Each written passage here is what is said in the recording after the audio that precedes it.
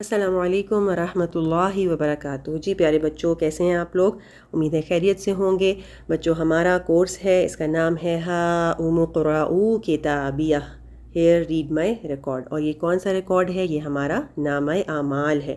ہم جو کچھ کر رہے ہیں سب کا سب، ایک ایک چھوٹی سے چھوٹی بات بھی نوٹ ہو رہی ہے، ریکارڈ بنایا جا رہا ہے، اور وہ ریکارڈ نامہ اعمال کی شکل میں قیامت کے دن ہمیں دے دیا جائے گا۔ تو ہمیں کیا کرنا ہے کہ اس کو بہترین سے بہترین بنانا ہے، کیونکہ جس کی نیکیاں زیادہ ہوں گی، اچھائیاں زیادہ ہوں گی، وہ جنت میں جائے گا، اور جس کے گناہ زیادہ ہوں گے، برائیاں زیادہ ہوں گی، اس کو پنشمنٹ ملے گی، سزا ملے گی۔ تو ہم نے کیا کہا تھا کہ ہم فرائض کو پورا کرنے اور اللہ تعالیٰ کے بتائے ہوئے کی نافرمانی کے کاموں سے بچنے کے علاوہ جو ہماری روزمرہ کے کام ہیں ان پر بھی ثواب حاصل کریں گے۔ کس طرح سے؟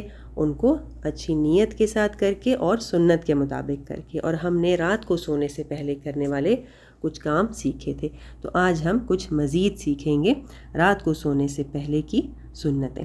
ٹھیک ہے، تو ہم دیکھتے ہیں کہ نبی کریم صلی اللہ علیہ وسلم کے سونے کا طریقہ کیا تھا۔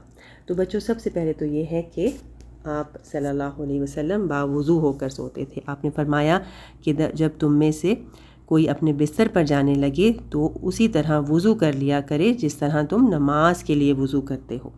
ٹھیک ہے، اور یہ بھی فرمایا کہ جو شخص رات کو باوضو ہو کر سوتا ہے اس کے بستر میں فرشتہ رات گزارتا ہے، اور اگر وہ رات کی کسی گھڑی میں جاگ جاتا ہے تو فرشتہ کہتا ہے اے اللہ اپنے اس بندے کو معاف کر دے کیونکہ وہ باوضو سویا ہے۔ اور اگر آپ وضو نہیں کر سکے، کسی دن آپ تھک گئے ہیں یا کوئی اور وجہ ہے جس کی وجہ سے وضو نہیں کر سکتے، تو کم از کم ہاتھ ضرور دھو لیں۔ ٹھیک ہے، کیونکہ ہاتھ پہ کبھی چکنائی لگی ہوتی ہے یا کوئی ایسا گند لگا ہوتا ہے جس کی وجہ سے نقصان ہو سکتا ہے، تو رات کو ہاتھ دھو کے سونا ہے۔ اور نبی صلی اللہ علیہ وسلم کے سونے کا طریقہ کیا تھا کہ آپ دائیں کروٹ پہ سوتے تھے، یعنی رائٹ کروٹ پہ سوتے تھے، اور آپ کا جو دایاں ہاتھ تھا اس کو اپنے گال کے نیچے رکھتے تھے، یعنی جو آپ کا رائٹ ہینڈ ہے وہ آپ کی رائٹ چیک کے نیچے ہوتا تھا۔ سمجھنے کے لیے آپ کو یہ بیبی کی پکچر نظر آ رہی ہوگی جس میں اس بچے نے کیا کیا ہوا ہے، رائٹ سائڈ پہ سو رہا ہے، اور اب اس کا جو ہاتھ ہے وہ رائٹ ہینڈ جو ہے وہ گال کے نیچے ہے۔ تو اس پوزیشن میں سونا سنت ہے، اور اگر آپ اس نیت سے اس پوزیشن میں سوئیں گے تو اس پہ آپ کو ثواب ملے گا۔ ہاں، اگر ایک دفعہ آپ سو گئے اور اس کے بعد پھر رات کو آپ نے کروٹ بدل لی تو اس میں کوئی مسئلہ نہیں ہے۔ اور پھر اس طرح سے دائیں گال کے نیچے ہاتھ رکھ کے آپ صلی اللہ علیہ وسلم 3 بار یہ دعا پڑھتے تھے، اللہم قنی عذابک یوم تبعث عبادک، اللہم قنی عذابک یوم تبعث عبادک۔ اس کا میننگ کیا ہے؟ اے اللہ مجھے اپنے عذاب سے بچا لینا جس دن تو اپنے بندوں کو اٹھائے۔ ٹھیک ہے، تو ہم نے بھی یہ الفاظ یاد کر کے 3 بار ان کو رات کو سونے سے پہلے پڑھنا ہے۔ ٹھیک ہے، اس کے علاوہ ہم نے کیا کرنا ہے کہ پیٹ کے بل نہیں لیٹنا، نہ ہی دن کے وقت اور نہ ہی رات کے وقت، کیونکہ آپ صلی اللہ علیہ وسلم نے اس طرح لیٹنے سے منع فرمایا ہے، یعنی الٹا لیٹنا، اس طرح سے کہ آپ کا پیٹ نیچے ہو بیڈ کی سائڈ پہ اور بیک آپ کی اوپر ہو، تو اس طرح سونے سے منع فرمایا ہے۔ ٹھیک ہے، اور آپ صلی اللہ علیہ وسلم نے کہا کہ یہ جہنمیوں کے سونے کا طریقہ ہے۔ ٹھیک ہے، تو ہم نے الٹا نہیں لیٹنا۔ اس کے علاوہ رات کو سرما لگا کر سونا بھی سنت ہے۔ آپ صلی اللہ علیہ وسلم رات کو سوتے ہوئے عصمت سرما لگایا کرتے تھے، اور آپ نے فرمایا کہ سوتے وقت عصمت سرما لگانا ضروری سمجھ لو، کیونکہ یہ نظر کو تیز کرتا ہے، یعنی آئی سائٹ کو تیز کرتا ہے اور بالوں کو اگاتا ہے۔ ٹھیک ہے، اور رات کو سونے سے پہلے ضرور اللہ سبحانہ و تعالیٰ کا ذکر کر کے سونا ہے۔ آپ صلی اللہ علیہ وسلم نے فرمایا کہ جو کوئی اپنے بستر پر آئے لیکن اللہ کا ذکر نہ کرے تو یہ اس کے لیے باعث حسرت ہوگا، یعنی وہ بعد میں حسرت کرے گا، ریگریٹ کرے گا کہ میں نے اس رات کو ذکر کیوں نہیں کیا اللہ سبحانہ و تعالیٰ کا۔ ٹھیک ہے، اور آپ صلی اللہ علیہ وسلم نے یہ بھی فرمایا کہ اللہ کے ذکر کے وقت نیند آ جانا شیطان کی طرف سے ہے، اگر تم چاہو تو تجربہ کر کے دیکھ لو، اور جب تم میں سے کوئی اپنے بستر پر آئے اور سونے کا ارادہ کرے تو اسے چاہیے کہ اللہ عز و جل کا ذکر کرے۔ یعنی کیا مطلب ہے اس حدیث کا؟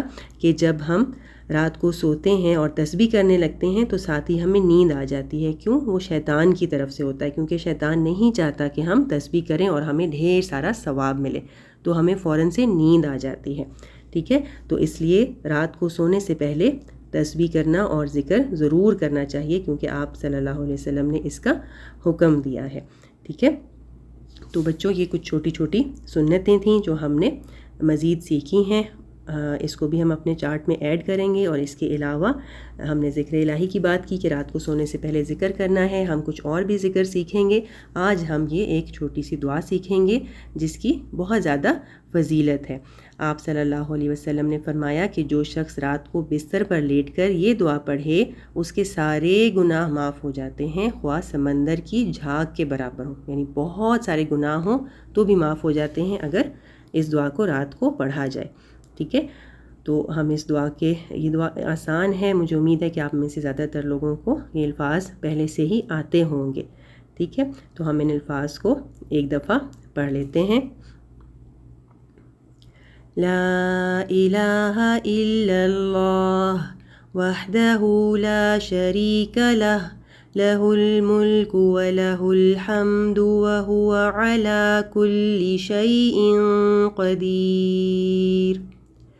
لا حول ولا قوة إلا بالله سبحان اللہ والحمد للہ ولا الہ الا اللہ واللہ اکبر.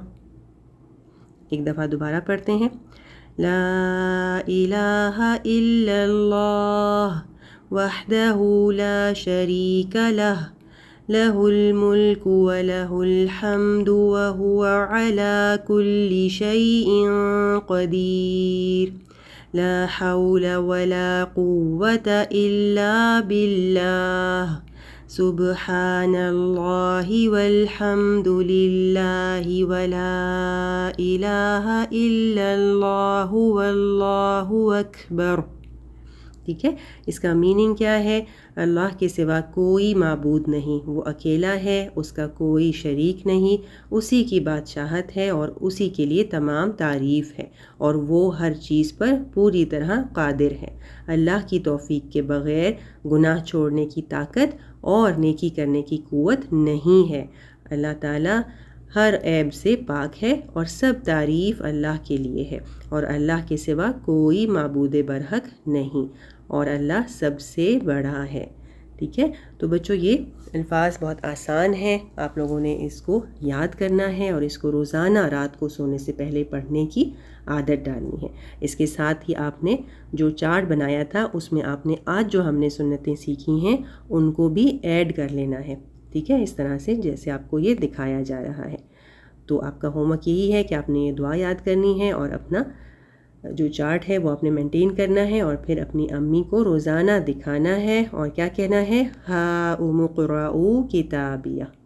ٹھیک ہے بچوں، آج کے لیے اتنا ہی. سبحانک اللہم وبحمدک اشہد ان لا الہ الا انت استغفرک واتوب الیک. السلام علیکم ورحمۃ اللہ وبرکاتہ.